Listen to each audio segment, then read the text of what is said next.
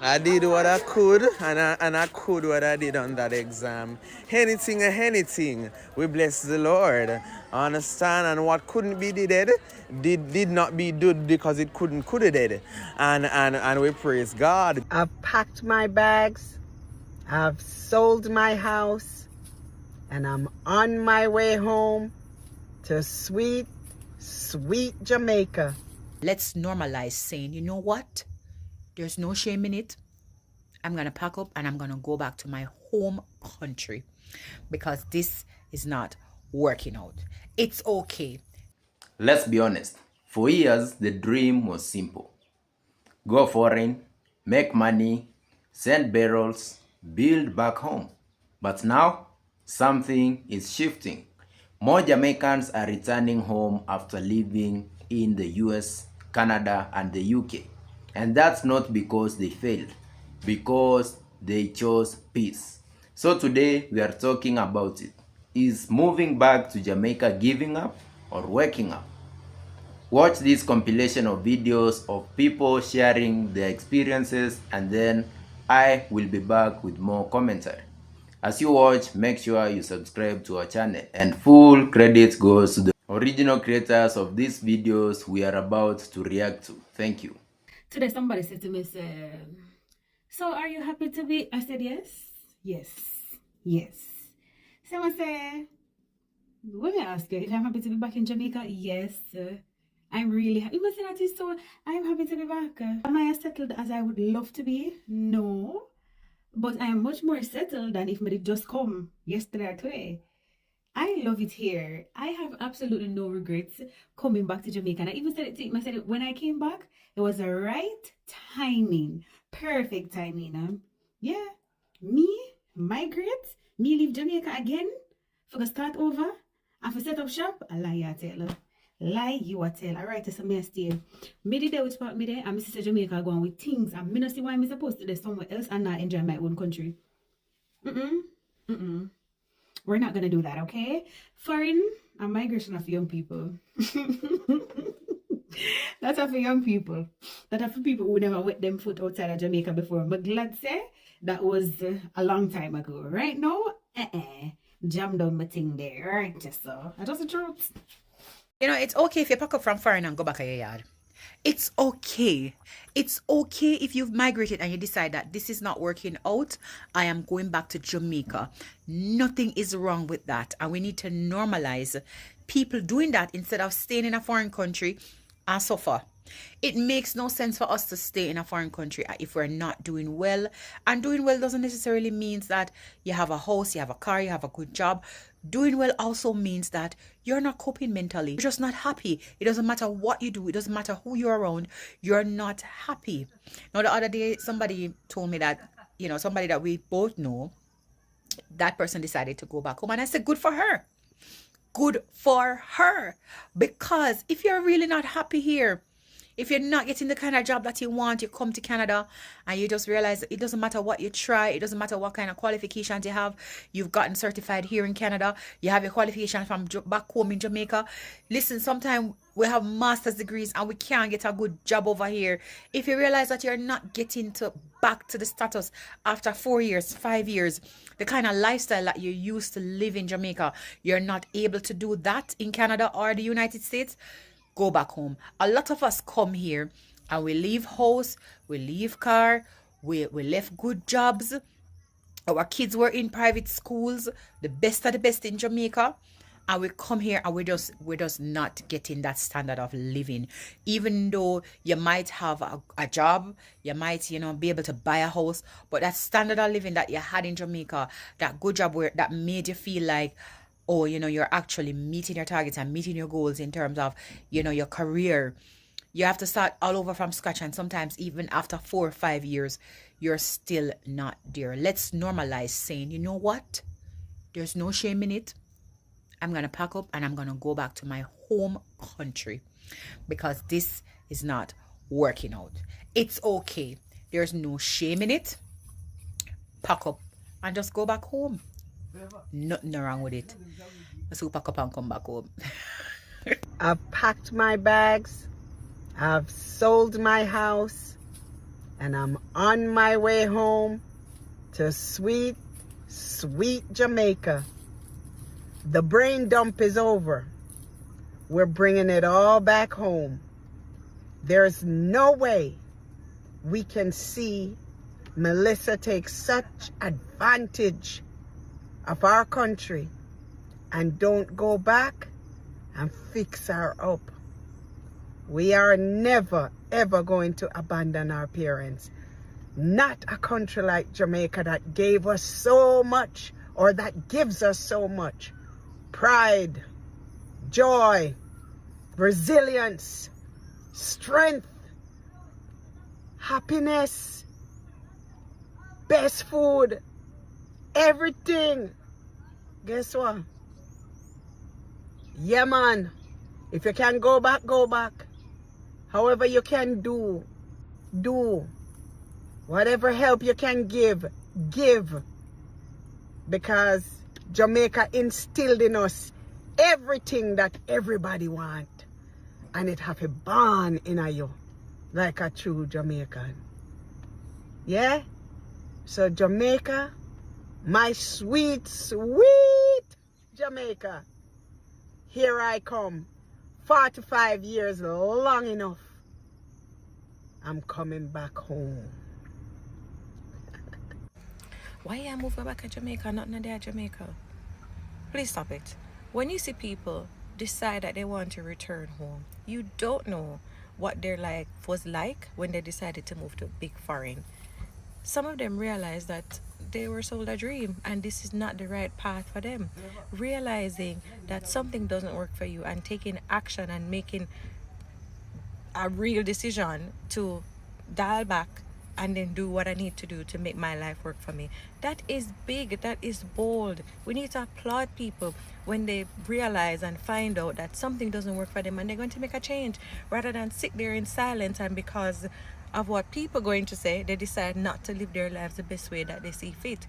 If you decide to go back home, I cannot see what is wrong with that. That is your home. Where should you go? When you move to these countries, they make it very clear that this is not your home. So there's no point in time, no matter how you feel comfortable, that you will ever truly feel that this is your home. I just don't get it. It really annoys me. I just saw a video like that and you people need to stop it. Applaud people, cheer people on when they decide to do things that is best for their lives, or just shut up. So one of my dreams is to move back to Jamaica at a young age, but we can still enjoy life. Not to move back at the typical 60-65 year retirement age. So I follow this couple TikToker, right? And they were living in Canada and they moved to Jamaica. They moved back to Jamaica, young couple, you know, and that is one of my dreams. And persons are gonna come under their account and say that they are lazy. America is not what it cracks up to be. Trust me. America will have your mental health in a whole. Most of us here are suffering from anxiety and depression who are living here in the States. Only difference with America and Jamaica is that there's more job opportunities here. If you want to work a 24-hour shift, you can work a 24-hour shift. You can just work straight so if you want. That's the only difference. But if you don't know what you're doing, you will be living paycheck to paycheck, and that works on your mental health because you're always thinking like, how am I going to pay this bill? Oh my God, another bill is coming, and it's just a bit much. It's like over here not really make for one person live, especially right now. Yes, we are in a recession, especially right now. If you not have a partner or if you not have some family member live with, trust me, I forgot double up on the job, double or triple up. You understand? Enough people over here do doubles, 16-hour days, and it works on your mental health. You don't have any time to spend with family, you don't have no social life. So coming from a culture where it's more lax and I wouldn't say stress free because stress dead here, but it's more lax, and you come here, it'll go work for your mental health. And moving from anywhere you're from and to a new place, it takes adjustment. Like no one better than yard. And when I say yard, it's wherever you are originally from. So that is my dream, to move back to Jamaica at a young age. I am happy for the opportunity that was given, and I'm not being ungrateful, but that is my dream and that is my desire. Hi, my name is Kim, and I left the U.S. About 3 years ago and moved to Jamaica, and I have zero regrets. One reason I left was because I'm moving into my retirement years, and I simply could not afford to be in the U.S. with the amount of money that I would receive during retirement. Another reason was the stress for me. I've been working hard for a long time, and to be honest with you, I just don't want to do it anymore. I'm an empty nester, and I want to live out the rest of my life not having to deal with the stress of owning a business or anything like that, or managing people. So I'm glad I did. I have no regrets. So I'm Jamaican. I moved to the States when I was 7 with my family. I'm the youngest of 3. And when I moved here, I had a very strong accent. I spoke real, raw, country patois. We grew up in St. Mary, Jamaica. If you know, you know, it's very country. And I just had a very thick accent. I never thought anything of it, of course, but when we came here, we spoke English, but with this very thick, strong patois accent. And people were just so impatient. They would just say they didn't understand us. There were certain words especially that we would use that people were so like, they just refuse to, I think, even take the time to try and understand us. So something like, I remember like water. Water is this big stumbling block. Me and my sister always talk about this because, here you say water, and in Jamaica it's water, W-A-T-A, or something like battery. In America, in an American accent, you say batteries, but we condense it to battery in Jamaica, in patois. And there were lots of words like that, that we would use and kind of say differently. And people were so impatient. Like, they just were not particularly accepting or interested or anything. We just quickly knew that it was absolutely necessary for us to assimilate and to learn how to speak with an American accent. And so we did. And it didn't take long. I mean, my parents spoke in patois to us at home, but we were in school every day. Like, we just had to do what was necessary. So by the next summer, when we went back to Jamaica to spend time with my grandparents and my family, everybody had something to say about the fact that we were not speaking patois anymore. And they said, look how you turn Yankee, look how you don't have a Jamaican accent anymore. And it was almost like a source of shame for me, and I think my siblings as well, because obviously we still felt connected to our culture. I grew up in a very Jamaican household. My father never even really wanted to move to the States. It was just because there were just better opportunities available to us. But you feel Jamaican, you're so happy to go back to Jamaica and see your family and your friends and everything, and everybody's like, oh, you're an American now. And it was just hard, and I felt like I kind of lost the patois, for a bit. It just wasn't as accessible to me because we were just trying to assimilate, trying to speak in a way where people would understand us and not just be impatient with us. And I didn't know any other kids really. We had a few. We had one family friend, which it was 2 other girls who had just moved here, and they had accents, and they never lost their accents as much as we did. And it was like, oh my God, how come Ray and Nia still have their accents and we don't have our accents? But it's like, how are we going to speak in patois in our schools? Like, everybody was just like so unkind about it. So yeah, we kind of lost it. But as I've gotten older, I've really wanted to speak in a way that felt more authentic to me. And over time, I realized that patois is still available to me, even if I'm not talking raw, chop patois. It's like, I if you hear me talk right now, you hear that, I have a bit of an accent. And lately, over the last, I'd say like maybe 3 years or so, I've really been thinking like, how can I speak more authentically?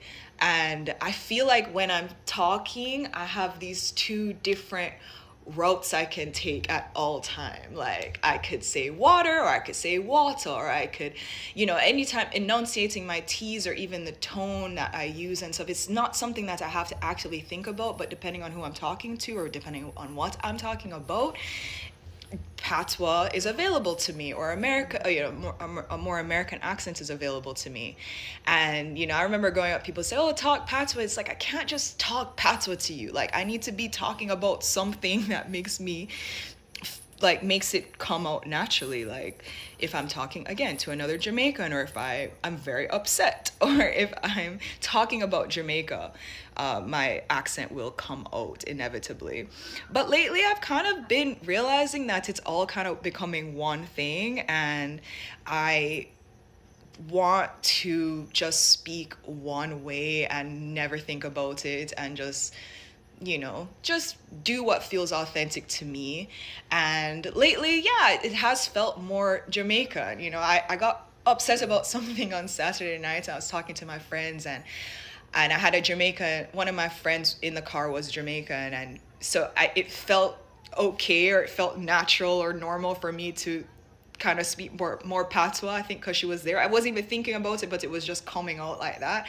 And my American friends were like, "Oh my God, like, I love when you talk like this." And I was just like, yeah, like, I need to just do this more. I need to just free up the accent, just let the accent free, and just, do what's authentic. But it's interesting, like, growing up where you felt like you had to assimilate, you had to, just for survival, just to be accepted, just to be understood by your peers and your family and, everybody. Like, it just it was just what was necessary at the time. And now that I'm older, I think I realize, like, yeah, I don't have to be that little 7-year-old girl anymore. Like, I can just be myself, and I can just speak how I want to. And I've never really seen this conversation happen online, but I'm curious to know if there are other kids other people who moved here as kids and who have had this experience, and who, not just from the Caribbean, but just from other places in the world, or, maybe grew up speaking English but with an accent, and having to kind of navigate being in this new world, speaking in this new way, but always wanting to preserve who you are, and kind of coming back to it at some point. So I don't know, I just wanted to talk about it. Yeah, you can please let me know. I know you can understand me, because I know I'm not speaking super raw patois, and I don't even think there's a level of patois that's not available to me anymore anyway. But I feel so happy to have the accent, and like to be able to show that I'm Jamaican in just my day-to-day interactions. I don't think I realized as a kid that so many years later, like, I would be able to later is another one, later, or anything with an ER. Anyway, ER versus A ending, like, another big thing. But yeah, I'm just curious to know if there are other people who have had this experience. Thank you for watching until the end. So guys, first things first, we need to normalize something. If life abroad is not working for you, mentally, emotionally, spiritually, it's okay to come home. It's totally okay. Not everybody's journey is the same. Some people go overseas and thrive. Others struggle quietly for years, trying to make it work. And sometimes, choosing yourself is more important than holding on to a foreign address. Even if it means leaving behind a car, furniture, or status, peace of mind matters. The reality of living abroad. Let's talk about this. Many Jamaicans leave good jobs, their own homes, children in private schools, established career, only to start over abroad. And sometimes they end up working longer hours living in smaller spaces, struggling financially. Some feel isolated. Yes, there may be more opportunities, but opportunity doesn't always equal happiness. Some people spend 5 to 10 years overseas and still feel like they're just surviving. And that's a hard truth. East, West, home is best. There's a reason that proverb exists. Jamaica is not perfect, but home has a feeling. The culture, the food you are used to, the people, the warm people, the language, the sun. You don't have to explain yourself the same way. You belong. And for many returning Jamaicans, that sense of belonging is worth more than a bigger paycheck. This part is deeper. Some Jamaicans who moved abroad as children talk about feeling pressured to fit in. They were told, don't speak patois, change your accent, that's not English. Don't sound too Jamaican. Slowly they began losing pieces of themselves. Imagine feeling ashamed of how you speak. Imagine hiding your culture just to be accepted. That does something to your identity. But many are now reclaiming it. They are reclaiming their accent. They are reclaiming their culture. They are reclaiming their authenticity. And that's powerful. Let's address the elephant in the room. Living abroad can be very expensive. We are talking rent, insurance, car payments, taxes, groceries.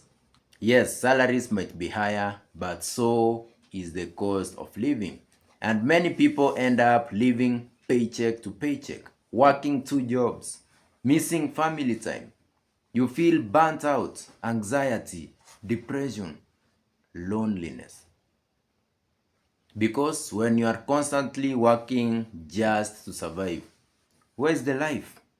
What's the point of making money if you have no time to live? Now, here's what many returnees say. They appreciate Jamaica differently. Free access to beaches, fresh food, sunshine, community, the slower pace of life. You find yourself living. You can breathe. You can lime. You can actually enjoy your weekend. It's not just about income. It's about lifestyle. Some say something interesting. If we all leave, who builds Jamaica? Instead of developing foreign economies, they want to invest their skills back home. This is very powerful. They want to start businesses, create jobs, mentor youth, contribute to growth. That mindset shift is powerful. Not everybody will return, but those who do are thinking long term. Now, let's be realistic. Moving back home isn't just vibes and beaches. One returnee gave solid advice. Sort out your documents first. TRN, driver's license. Research the job market thoroughly. Understand the real cost of living. Save more than you think you'll need because Jamaica can be expensive. This isn't an emotional decision alone, it's a strategic one. Let's be balanced. This isn't anti-foreign and it's not anti-Jamaica. Some people thrive abroad, some people thrive at home. The real message is choice. You are allowed to redefine success. Success isn't just living abroad. We can't just go abroad, every single one of us. Success is not about living in America, having Canadian papers, sending barrels. Success might be peace, the community, identity, balance. So let's talk. If you live abroad, are you happy or just surviving? If you moved back, was it worth it? Would you ever return home permanently? Drop your thoughts below. Let's keep it respectful. Let's keep it real. Because at the end of the day, Jamaica isn't just a place. As always, many people have said Jamaica is a feeling. Thank you very much for watching this video until the end. Make sure you subscribe so that you don't miss any of our new videos. Until next time, respect.